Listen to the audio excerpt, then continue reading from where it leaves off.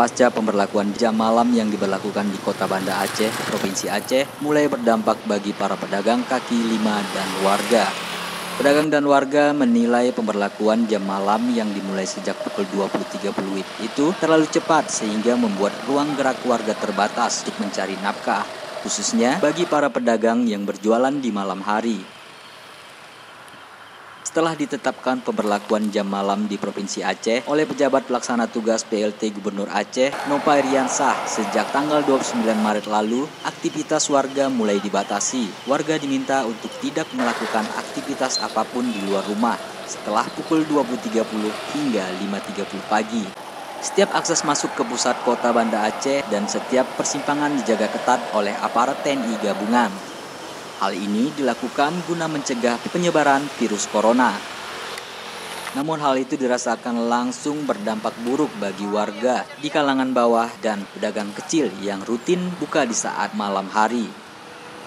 Mereka menilai pemberlakuan jam malam terlalu cepat sehingga mereka kesulitan untuk mendapatkan kebutuhan harian dan mencari nafkah. Saripudin, salah seorang pedagang jamu yang setiap hari membuka warungnya mulai sore hari hingga pagi, mengaku setelah pemerintah memberlakukan jam malam mulai berdampak pada usaha dagangannya. Sepinya pembeli dan waktu yang terbatas membuat ia kesulitan untuk mencari nafkah. Ini sekarang drastis turun. Karena kenapa? Biasanya kalau kita mendapatkan itu 700, sekarang paling tidaknya 300. Dan pun kita jualan ini dibatasi karena diberlakukan jam malam. Kalau emang diberlakukan jam malam, ya tolonglah disalurkan macam anggaran-anggaran itu buat yang kita kerja kayak gini sebagai pedagang kaki lima gitu. Hal yang sama juga dirasakan oleh Safwan, salah seorang warga Kota Banda Aceh. Ia mengaku pemberlakuan jam malam membuat ia kesulitan untuk membeli keperluan dan kebutuhan sehari-hari lainnya yang sangat dibutuhkan untuk keluarganya.